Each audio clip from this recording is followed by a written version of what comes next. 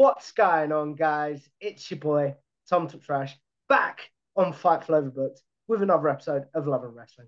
This time, I'm joined by someone who was a bucket list guest and shortlisted for this show as soon as I announced it. I'm joined by the one and only Cresta Starr. So welcome to the show. I hit the Shinsuke. Does he still do that anymore? Sometimes. I still love Shinsuke. Me too. So you brought up there loving things, Krista. So do you remember the moment that you were like, yeah, I love wrestling now. Wrestling's my thing. Well, there were two moments in my life where I had an epiphany about wrestling. I'll tell you the most recent, which is the 2018 one, which is really what made me love wrestling. That's when I got into it in modern times.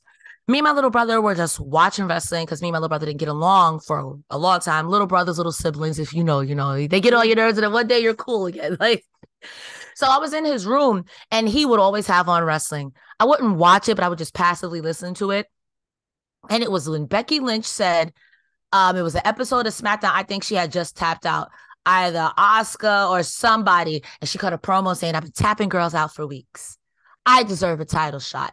I don't know why Carmella and James Ellsworth is over there honky tonking and whatever it is. And I actually kind of perked up. I was like, every time I do watch this redhead lady is making these girls just tap. Why isn't she champion? And that's when it started. I started asking questions and my little brother hit me with the, you want to talk about wrestling? Yeah. And then it was okay. You got your title shot. Things are going to be great. And out of nowhere, here comes Vince McMahon, Charlotte Flair. I was like, okay, I hadn't seen Charlotte Flair before. Then I was like, why is she here? Why is she being inserted? And my little brother was like, so you don't know about Charlotte Flair? And ever since then, it was downhill. And Nia Jax solidified that for me.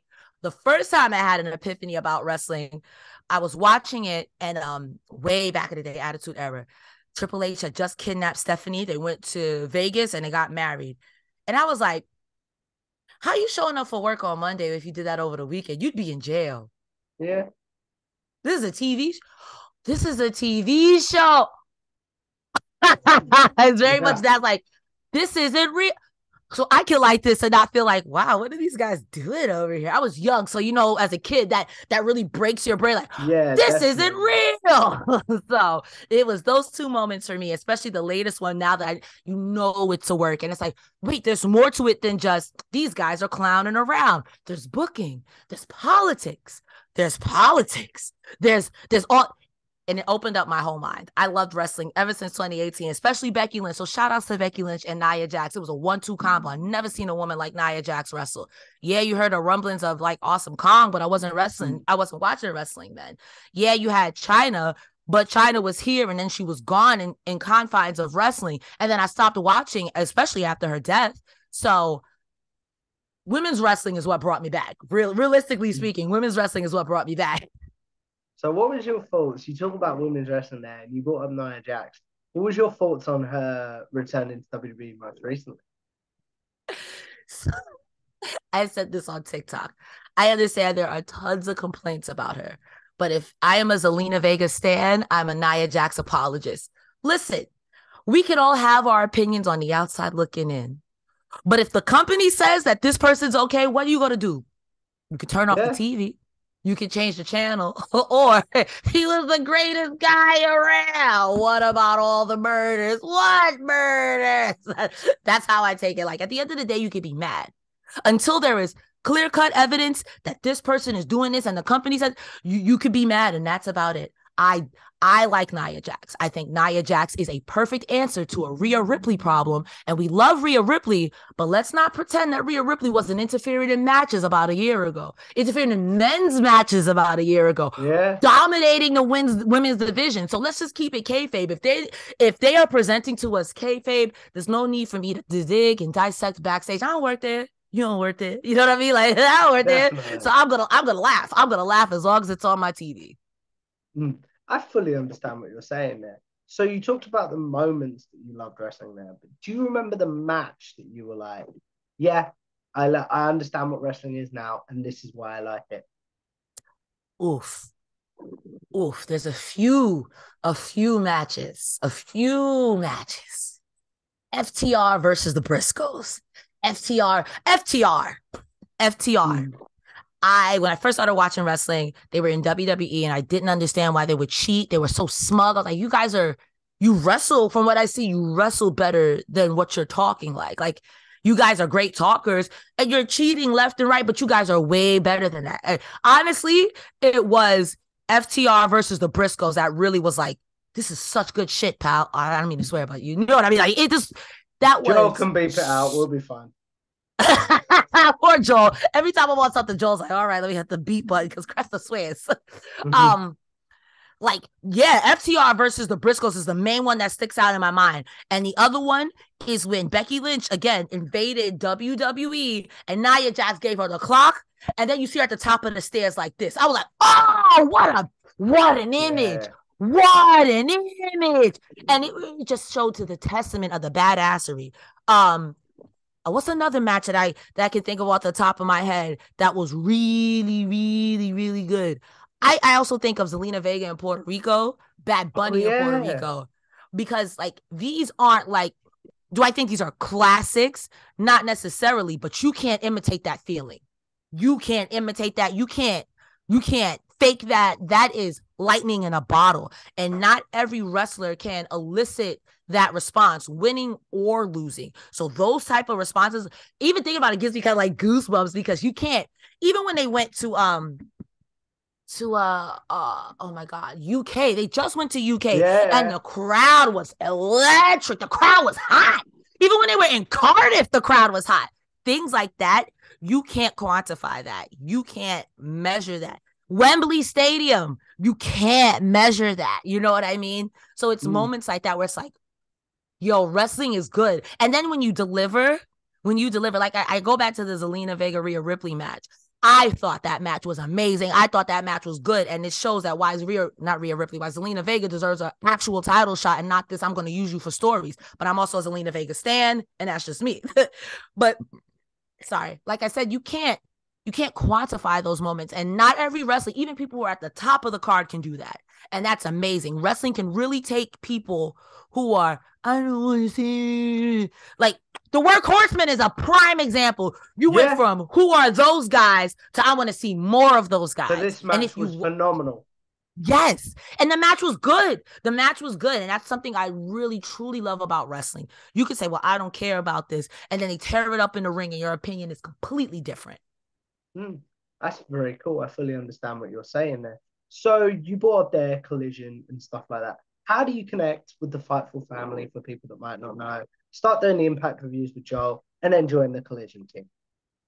So I said this on Grapsody recently, and I don't care. I'll say it again. This is one of my favorite stories. Nah, it's okay. I love telling this story because it was really random. One of my good friends, Akinola, who's been in the esports space forever, had saw Sean Ross Sapp's tweets, and I follow him as well. He's like, they were looking for someone on Impact. For Impact. I was like, I don't watch Impact. In fact, my knowledge of Impact had been, okay, Jordan Grace, love her. Deonna Purrazzo, love her. Wrestle House, yikes. But then again, I didn't understand the concept, the whole thing. So from the outside looking in, that was my first interaction with it. And then seeing Johnny Bravo get shot, I was like, you know what? Thank you, Impact.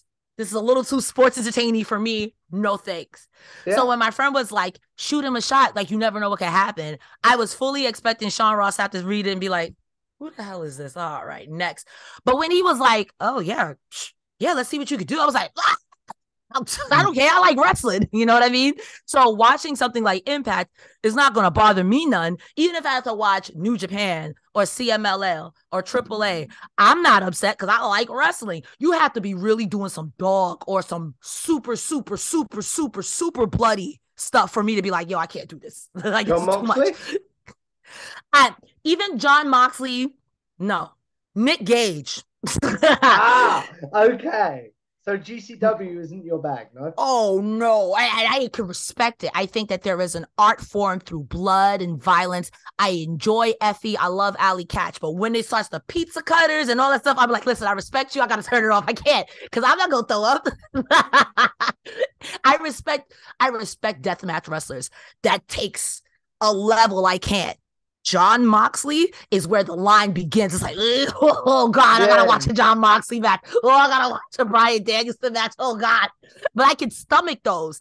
I can even stomach to an extent a Sami Callihan match, because those matches sometimes can get gnarly.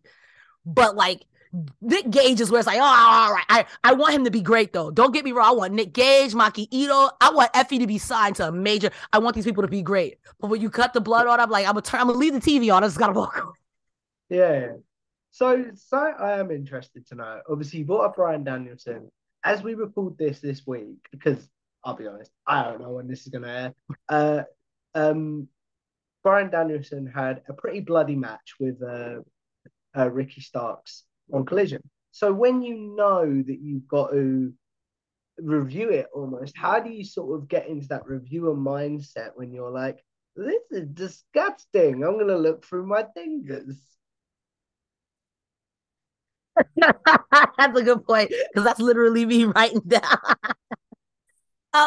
Well, the mindset that I have from Moxley and Danielson, I will say that Danielson versus Ricky Starks match for a Texas death match was Baby's first Texas death. That wasn't Texas deathy. That was fine. That one was fine. But when it gets really, I'm writing notes. So there are times where I could just be like, I don't have to pay attention to, I gotta write my last thought. Like, you know what I mean? There's sometimes like what really sends me is not so much the blood. It's the viscera that sometimes comes with the blood, where you see just like, oh, I can't. Because it just makes me want to hurl. Because like, that's why I don't do UFC, MMA too much. I want to see scripted violence. I don't want to see real violence. I'm the baby. I understand what you're saying there. We sort of jumped a bit, but we talked about how you joined the Impact team. So how does it come about that you join the great people that are Rick Ucchino and Iridian for the Collision review? So when Collision was announced, Sean had made an announcement in one of the many various Fightful group chats and was like, hey, we're going to do this show because obviously AEW is very hot right now. At the time, they still had Dark, Elevation, and Rampage, and I think all of those got reviewed in Day After Dynamite and whatnot. So when they were talking about Collision, at the time I was really having fun. It was like it was past a year for Fightful. I've been working there, and I was like, I want to do more. I've always want to do more, especially when things that I love and I'm very passionate about. And this was something I wanted to do more, and I was anxious about it because I know how AEW and WWE fans can be. I make this joke, but it's kind of true. Impact fans are like, thank you. You're watching Impact. Please, let's talk about Impact.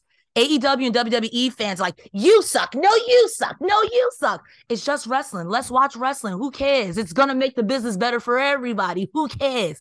I was really nervous about how it would be received, but Rick is fantastic. Iridian is fantastic.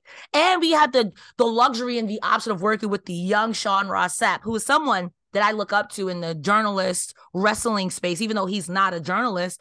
As someone who's taken journalism classes, done journalism things, he does follow the code of ethics. He does a lot more than some other people do. And I really respect him. And also, Sean is one of those people who are like, you're not going to disrespect me. And I think that it's very commonplace for people, random name, user 734560028, to say that you're a piece of crap and disparage you. And that person just be like, well, I can't say anything. Sean is very much like, I am going to say something because this shouldn't be normalized and that's not okay. And I absolutely respect it. So I jumped on it and I want to do more.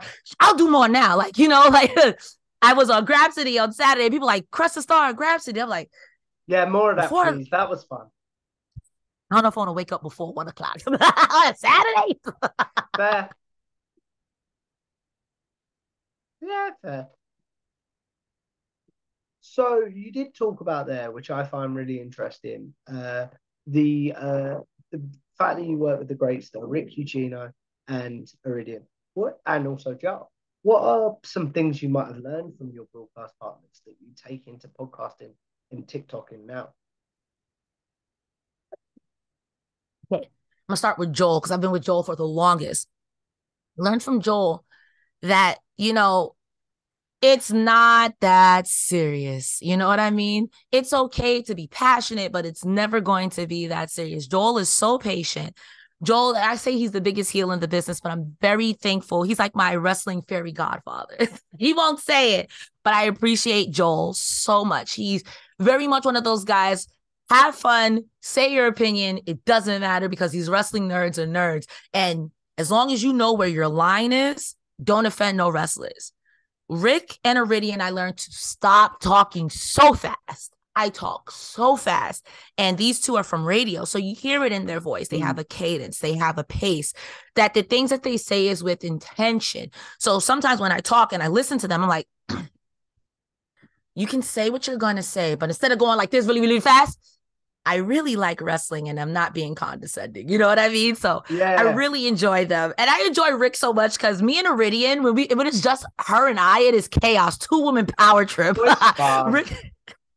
Rick is very much like, okay, bring it in, reel it in, because I'm chaos incarnate. You talked about being chaos incarnate there. I'm very curious to know, what's your prep like? So when you know, okay, I'm going to do something like this, or I'm going to review Impact or Collision. How do you get into the zone to record? So I already like wrestling. So that's like half the battle. But I'm very candid about my struggles with mental illness. I suffer from major depression disorder and anxiety. So what I normally do is I woosah and I just let go. Like literally I enjoy it. It's part of the reason why I think people think that on my TikTok that I think wrestling is real. I just immerse myself into it. It's something to escape. It is something where I don't have to like, and it's not like, no disrespect. It's not like I'm reviewing Raw after 3 hours of watching Raw. Yeah. So, like if Raw was 2 hours, like that's my suggestion. The Federation, WWE, if you hear this, make Raw 2 hours. 3 hours is brutalis. It's so brutal. It's so brutal. And I'm not drained after it. And plus two, like I spend most of my days playing video games and doing other things besides wrestling. I can see how wrestling could be a lot for some people if this is what you're doing all of the time and you don't necessarily love it. I also think, too, it is very important not to engage with people who are disingenuous about wrestling because that can taint your view. Sorry, I'm so gassy. I'm so sorry.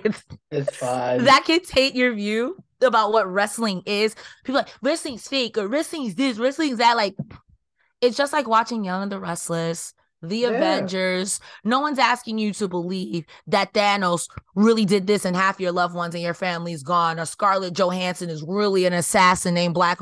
No one's asking you to believe that. Do you think that people really believe that Seth Rollins is an architect? Come on, like you just want to dunk on things, and it's okay for people to like things. I see wrestlers kind of low-key like superheroes. Knowing more about their lives is cool. Like again, I route back to Zelina Vega. I'm a stan, but I'm not one of those weird stans who are like outside her window or whatnot. Yeah, but like, it's cool to see this person outside of wrestling, how much they're an anime fan, how much they're a collector fan, a cartoon fan, a video game fan. It's like, you just like me for real. It's cool to have those connections, but it's stuff like that want to be like, wow, I want to know more about other wrestlers. So you hang out with Dakota Kai. I don't know that much about Dakota Kai. I want to know more about Dakota Kai. I watch AEW. I like Jon Moxley. He's in BCC. I don't know Wheeler Yuta. I want to know more about Wheeler Yuta. Yeah. So it's just my ever wanting to learn about the business so I can respect them more, because like these people put their bodies and their lives on the line for my entertainment. How can I not respect it? I understand what you're saying completely there. I was trying to find a segue, hopefully, for this question, but it didn't work. But I am curious to know. Obviously, you talk about watching a lot of wrestling and video games and stuff like that. Who do you love watching wrestling alongside? If I'm not working and I'm just watching wrestling, I'm always working with stuff like Jeff Jarrett. I'm always working. I do enjoy getting into Discord. I got the perfect answer to that. So I am a big ally and supporter of the LGBTQ and IA+. So I like watching wrestling with gay people, with lesbian people, with trans people who sometimes know a little bit about wrestling, because what I feel like as a straight person, what we look at in wrestling and what they look at, completely different, and it's fine. It makes me look at it differently. Like when I first started watching wrestling, I wasn't looking at no costumes like that. But now I'm like, this ring gear is really nice. I see the theme. This is really cute. It's fashion. These boots are cute. So I like watching wrestling with sometimes people who have a general knowledge are like, but who is Rhea Ripley? Why does she keep doing this? So what my little brother did to me with Charlotte Flair, I cannot do it. They're like, let me tell you something, brother. And if you like Rhea Ripley, let me tell you about Deonna Purrazzo. And if you like Deonna Purrazzo, let me tell you about Jordan Grace. And if you like Jordan Grace, let me tell you about Layla Hirsch. And if you like Layla Hirsch, let me tell you about Jade Cargill. So I love watching wrestling with people who are kind of into it, who don't really know what's going on. So I can be like, bro, here you go. Be great. Because then the next time I watch it with them, they're like, okay, so I was on YouTube and I looked up this lady who you said, Zelina Vega. I looked her up. She's pretty good. Oh, yeah. You like Zelina Vega? I think she talks great. You think she talks great? Have you heard of Stokely Hathaway? And then I get them addicted to crack. I know what you mean, though. It is cool to, because I've done it with friends. Convert non-wrestling fans into wrestling fans is quite fun. Once they get over, isn't that fake? And you tell them everything you see on TV is fake. Your reality TV is fake. Your shows are fake. Who cares? Just watch it. And plus, everybody in wrestling is kind of hot. Yeah. So, you can't be mad. You at least look. I love that. I do love that. So you did bring up your great co-hosts, which are Joel Pearl and Iridian and Rick. But I want to know, Cresta, who are 5 people within wrestling media that currently you think deserve their flowers that maybe aren't getting them, or people that just deserve more love?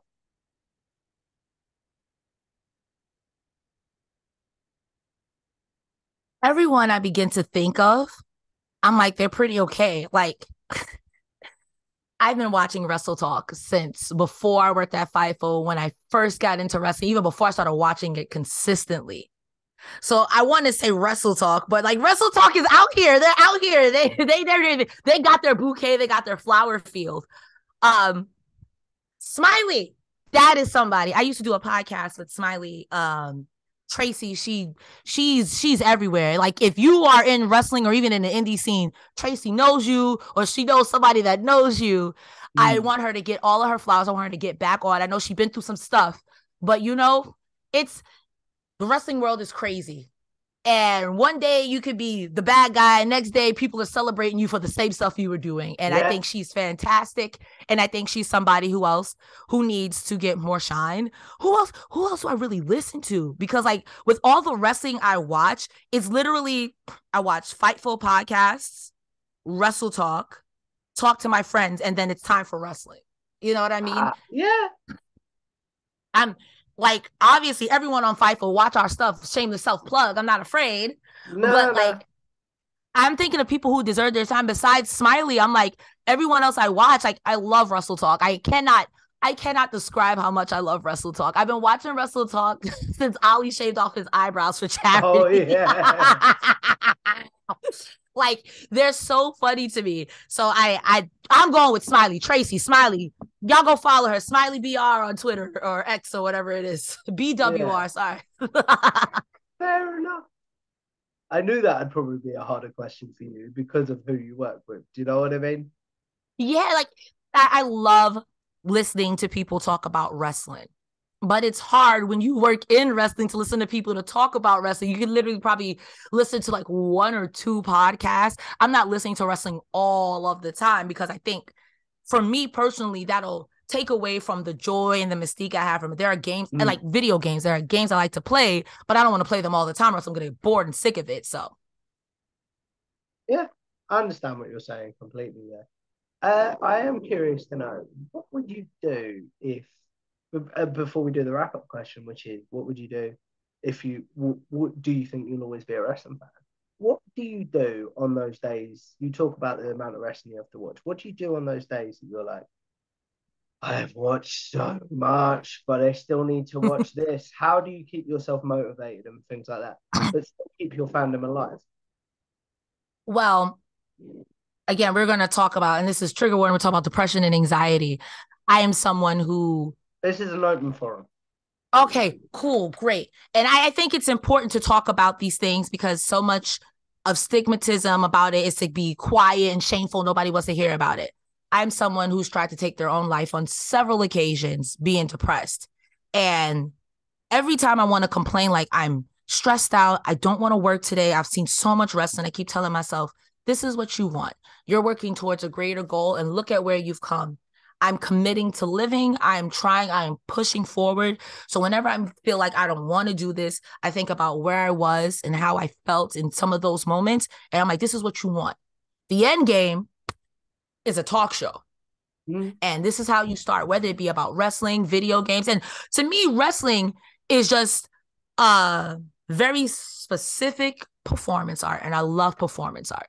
It's a very specific niche performance art. And that's how I look at it. So whenever I started to be like, damn, I don't want to hear, who's someone? Oh, I don't want to hear Honor No More talk, or I don't want to hear The Miz talk, or I don't want to hear so-and-so talk. I'm just like, girl, that's where you want to be. So get your pen, get your pen, right? You know what I mean? So like, I always tell myself, this is what you want. So keep going towards what you want. And commit to trying. And I know that got a little dark, but I think that, again, it's very important because there's so many people who deal with mental health struggles, especially suicide and dealing with life. I think that with more people talked about it in the sense like, bro, you're not alone. I get it. We all get it. And I'm very happy-go-lucky, but I be sad. I be sad too. I get it. I be sad. So, you know, that's where I get my motivation from, thinking about where I was when I wasn't trying. And when I said, screw it, I'm gonna give up. And now I'm committing to trying. And that's what I'm doing. And this is what I want. This is what I'm asking for. I'm into existence. I'm praying into talk show. Allah, Buddha, Jesus. I don't care who it is. Somebody go hear me. You talked about obviously where you were when you weren't trying. What would you say to the Cresta of, I don't know how long ago this was, but back then, what would you say to them right now? Tom, I gotta say, you make me laugh. Because that was definitely a RuPaul questions. Cresta, what would you say to 8-year-old Cresta? Yeah, definitely. I know my current, definitely. I mean, honestly, where I'm at now, let's just go back 10 years, because that's far enough for me to be big boo-boo bee-boo. I would hug myself and say, stop being so hard on yourself. Perfection is part of the problem, and no one is perfect. You'll do it in your own time. And yes, there are people around you who are doing what you want to do, but don't look at them. It'll come to you when you're ready. Just keep prepping. Don't get lost in trying to be like them. Just continue to be you. And the things that people make fun of you for, tell you that you're too much, you're too this, you will be celebrated for. Just keep on keeping on. And I know it's dark, but you got this. You got this. I would give myself a big old hug and encouragement. And I would give anyone encouragement in that situation. Keep on keeping on, and don't let people around you affect what you're trying to do with yourself. You know what I mean? Yeah. It's very easy to say I'm not doing good because you see your friends married with kids, or they got a 6-figure career, or someone you grew up with is now a wrestler. It's easy to look at your life like, what the hell am I doing? That doesn't mean that it's not for you. It just means that it's not your time now. I think about how irresponsible to an extent I was 10 years ago. How I feel like I would have fumbled the bag with this job. And now here I am, focused, dedicated, and ready to go. Things come when they come. You can't look at other people's success and let it define you. Also, ageism is real. You don't have to be famous and a millionaire by 22, 21. Some people don't even get out of their houses until 40. Yeah. Oprah wasn't Oprah until 40. Like people weren't people sometimes until they're 50 or 60. Ageism is real. Ageism is real. And don't let the fact that you're 20 confuse you that you can't have a career at 50. But also be realistic and put where you can. Motivate. That's what I motivate myself. Very cool. That's very, very cool. This might get dark again, but I've got to ask this question. What about 10 years ago, Cresta? What would she think of what you're doing? 10 years ago, Cresta would be gooped. She would not think. First of all, I didn't think I'd be alive this long. And I know that's very macabre to say. 28? You're dragging it. So 36. I tell people I'm 9,000, but the jig is up. I'm 36. You know what I mean? So she would be gooped. But also, if she could see me now, I know it would give her hope. You mean to tell me that it works out? You mean to tell me that even if it doesn't work out the way I was, it kind of works out? All right. Yeah. And all the experiences I've had between then, girl, don't give up. 10 years ago, Cresta, 26-year-old Cresta, don't give up, girl. It's rough. It's rough. Trust me, it's rough. But don't give up, girl. You almost there. You're closer than you think. And the cusp, I always say that fame is kind of like an egg. You've got so many layers before you're at that yolk, when you're right there, when you're where you're Beyonce, Lady Gaga, WWE superstar. Sometimes going through the shell is very hard. And then you still got to go through that white part. And then, like, let's not even talk about molecular level, how there's still a whole bunch of different things before you get there, before you get to the nucleus. You got to go through all of this stuff and you got to travel through it. So it sucks that it hurts right now. But if I had the knowledge now that I did then, I would have started wrestling sooner. You know what I mean? Yeah. I would have started doing a whole bunch of things a lot sooner, but shoulda, coulda, woulda, and the past is where it needs to be behind us. So I think 26-year-old Tiffany looking at 36-year-old Tiffany would be like, well, I'll be damned. To be honest, my friend, I think that's a beautiful way to end this. So the question I end this show on is, you obviously talked about how important wrestling is to you in your current life and things like that. But Cresta, do you think you will always be a wrestling fan? I think in some way, shape, or form, wrestling, like I said, I love performing arts, and wrestling at its core is action combat theater. And who doesn't love a good theater, darling?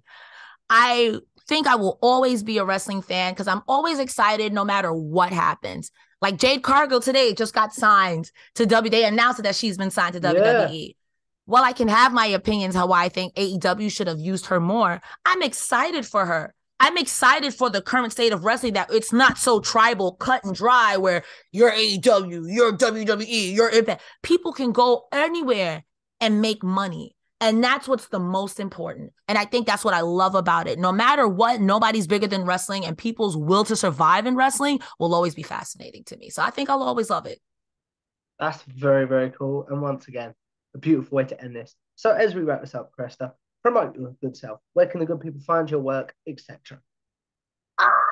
Ladies and gentlemen, boys and girls, you can find me over on X, Twitter at Cresta the Star, like Megan the Stallion, because Elon the Musk cucked Cresta the Star. Cresta Star, like my original Kellis band. You have a link tree in my bio. Mondays, Wednesdays, and Fridays, you can find me on TikTok or Twitch at Cresta Star. Thursdays and Saturdays, I'm over on Fightful. Thursdays with Joel, we cover everything on the Impact Show. And on Saturdays, Riccicino, Iridian Ferreira, and sometimes Sean Ross Sapp, we go over a Collision. And I'm out here. I'm all over Fightful. You never know, you might see me on a Grabsity. I might show up on a Maggie and Kay. You don't know where I'm gonna show up. I'll just be here. So follow me on Twitter. It's well worth doing, guys. But like I say, it's a lot when we do this show. One of the most hardworking people within this space, but one of the nicest as well. So to promote myself, if you guys like this, make sure you obviously like, share, and subscribe to Fightful Overbooked on YouTube. Follow Fightful on all social medias, Fightful Wrestling, and subscribe to the Fightful main wrestling channel. Also, subscribe to Fightful Select, best $5 in the business, for exclusive news, podcasts. Cresta, help me out, because I think, have I missed podcasts, reviews, news, contract reviews. You want to know about John Moxley? We know about John Moxley. You want to know about Awesome Kong? We know about Awesome Kong. $5. It's only $5. But then also to promote myself, you can follow me on X at Tom Talk Trash. You can subscribe to my YouTube channel, Tom Talk Trash, where I interview the best in wrestling media about their overall fandom and creative process. This lovely person has been on the show before. So if you guys like this, make sure, like I say, you do all that good stuff. And we will see you in the next one. Goodbye now.